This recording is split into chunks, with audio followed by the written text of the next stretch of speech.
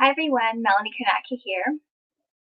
Welcome. Today I'm going to be talking to you about my 3-day challenge. It's a free challenge. So over the next 3 days, I'm going to talk to you about different stressors we might have and how we can gain energy.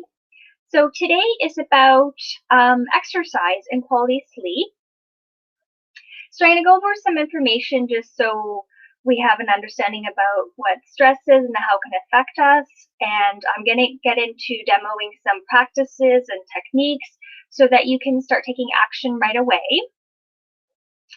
So if you have any questions throughout, please do let me know. I'll try and check the chat there. I'm live in 2 different areas here, well, 3 different areas. And yeah, so today's about exercise and quality sleep and why this can make a difference in how we feel. I'm going to be talking to you about some different information that I've come across. So I will be referring to my notes sometimes. There's just one particular article that I read that I think would be very helpful for you. So if you're feeling fatigue, maybe you have headaches, you're quite sleepy, you're anxious, maybe you have some food cravings, which means that you have low blood sugar level. I've been there myself. I know what it's like, and it's possible that we can get out of this so that we can increase our energy when we're going through pain, maybe when we're going through something mentally. It's hard to navigate life. So what happens is when we experience excess cortisol, we can experience some of the symptoms that I've mentioned. So we can bring harmony to our life. We can manage these stressors as best as we can. Otherwise, the stressor will drain us. And if this continues to happen, then it does take a little bit longer to come back from whatever's been put stress on our body.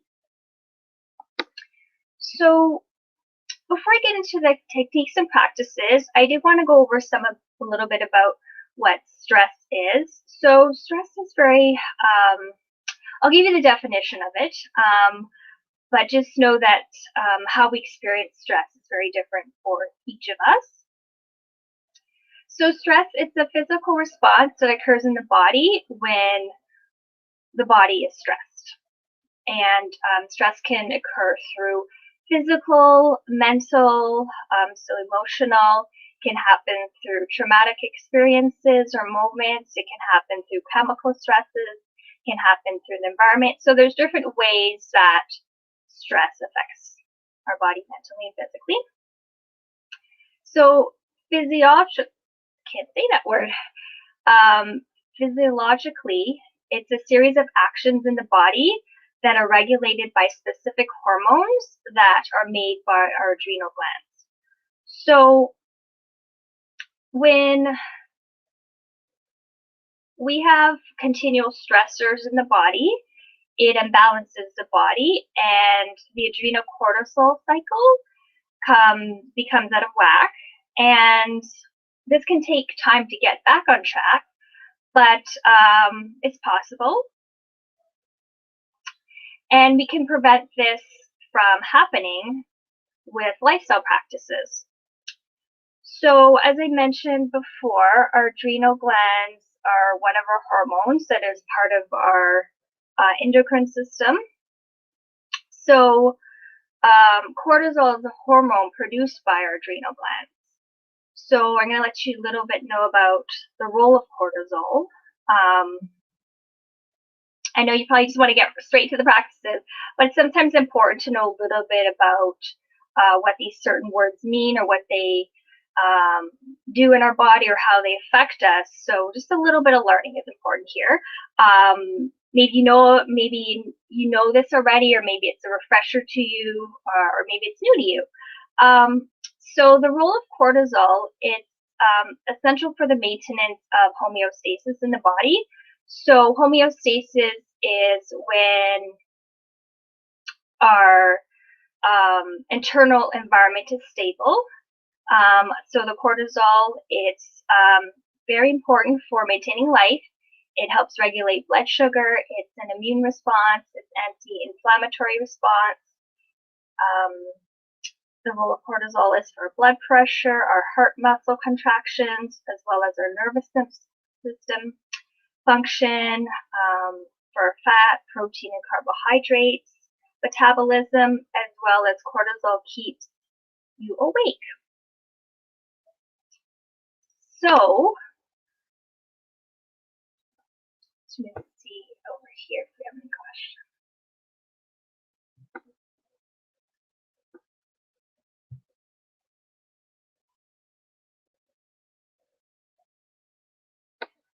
Okay, so we're almost at the practice time.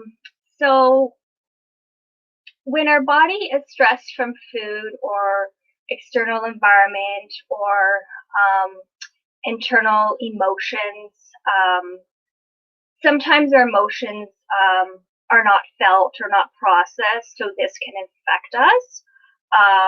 But also, when the body is stressed, a body can become stressed if we're always go, physically, or if our mind's always active.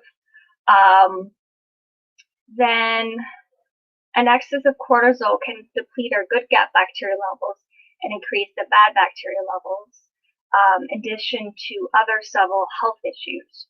So it's important to know that our gut health impacts us in many ways. Gut health is a big topic that's important. I will get to that another day or another time. I just wanted to bring it up briefly here today so you know that every action that we do regarding our health and wellness, we're doing these actions because we're supporting our gut health as well as our liver and our adrenals. These organs and systems always work together. A lot of our organs and systems in our body are connected, and important that we try and keep them the best health condition that we can. Yeah, so the adrenal glands, as I mentioned, are important because adrenal glands, if we have excess cortisol, then we're not able to manage our stressors as best. So it's good for us to know what our stressors are, whether it's we become overwhelmed because our schedule's too busy. Maybe you have too many things on the go. Maybe you have financial stress. Not how to manage your emotions. Maybe it's you have a health condition and you're worried about that, or so your stressors could be for yourself, or they could be stressors around you, what's going on with your family and friends and colleagues, and this could be a stressor for you. So it's good to recognize and know what your stressors are, and then how to manage them as best we can, because then again, I'm always going to come back to our adrenals, because these stressors affect our adrenal glands. So today is about exercise and sleep. So it's important to have daily movement, because this helps with our sleep as well. We are meant to move around, for obviously our muscles or joints, to keep our blood flowing. There's a whole list of them. That's just a few. And there's various studies out there with the benefits of exercise, and it relates to our mental well-being, but also our physical well-being. So when we think of exercise, you might think physically. That's the first thing you think about, but also mentally as well. It can help our mood.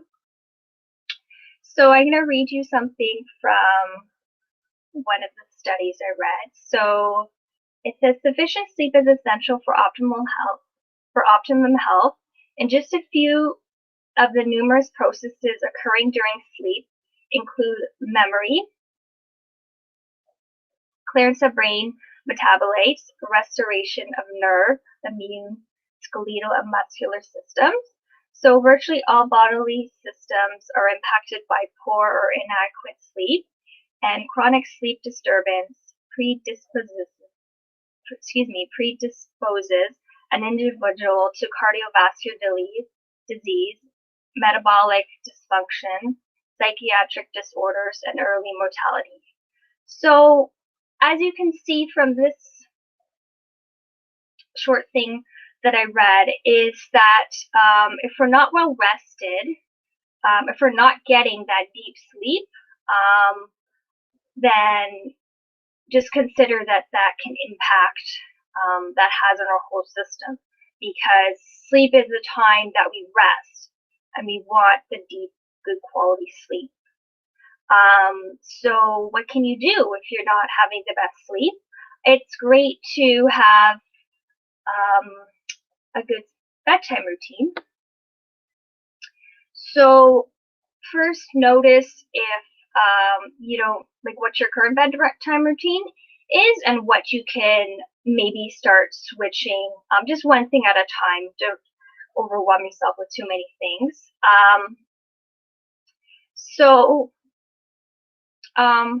Also before bedtime, whether it's 30 minutes before, maybe an hour or two before, you'd want to lower your stress. So because if we don't lower our stress, if we're not calm or relaxed before bedtime, it can keep us awake at night. Again, our cortisol, we have too much cortisol at night then. Yeah, so I'm just going to show you one tip today, because tomorrow I'm actually going to be talking more about relaxation techniques. So this is something most people can do. I'm not sure if you currently do it right now. It's just sitting and breathing. So eyes closed, eyes open. Just see how you feel. Maybe your heart's beating really fast. Maybe your palms are a bit sweaty. So you could lay in bed and gently breathe. You can sit up and gently breathe. You could do it for a few moments, maybe up to 5 minutes.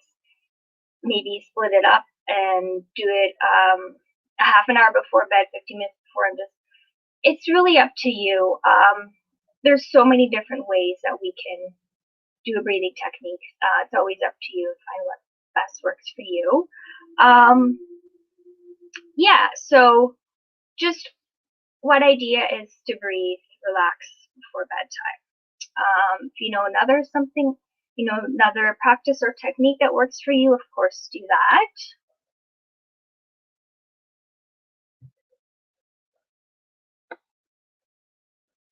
Just checking for questions.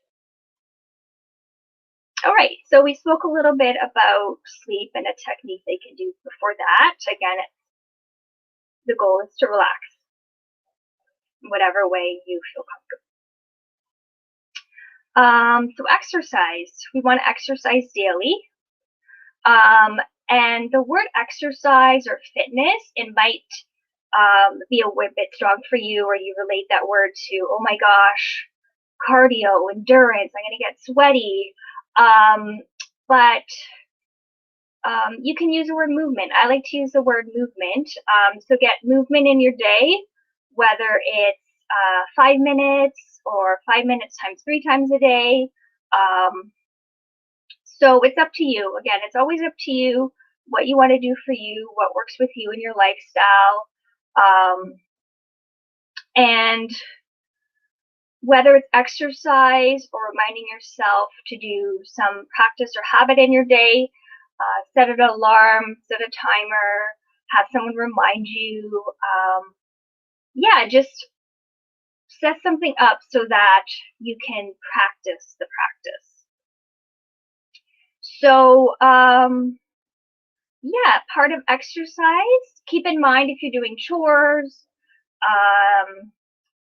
also as well, to help increase your energy or your start for the day, is to wake up and do, move your fingers and wrists and ankles and move your head and basically every aspect of your body. Just kind of, wake it up. So the idea, the goal or intention is to do your exercise change or your sleep change for a few days. So try it if you can for a week, and see how you feel. See if it makes a difference. So if you've been wanting to change your sleep routine, start today. If not today, hopefully tomorrow. And yeah, 7 days. You want to be consistent as best as you can every day. Okay, I'm gonna do whatever relaxing techniques before bedtime. See how I feel after 7 days. And then in terms of your exercise, you can maybe start that 2 days or 3 days after you've started your sleep routine. So you don't have to introduce, everything at once. Yeah, so the key is to observe how you feel over the next few days, once you start making these changes. The goal is to commit to the practice, to do these action steps or habits, practices daily, consistently. And yeah, I was hoping that the video would not be too long, the next 3 days, but I think because today was a little bit of an introduction to stress, and yeah, it was important to be a little bit longer if I needed to. Yeah, so let me just see if there's any questions here. So yeah, hope you do this 3-day challenge. Few days of understanding, realizing what your stressors are, how to lessen them, how to gain energy, how to feel better about your life, and yeah, incorporate different wellness lifestyle practices. Again, it's about practicing these practices, techniques, these habits, and yeah, we can be proactive with our health today. And hope you be well, live well, stay well. I'll see you tomorrow. I'll be discussing relaxation and different techniques for that. Let me know if you have any questions. Have a wonderful day, everyone.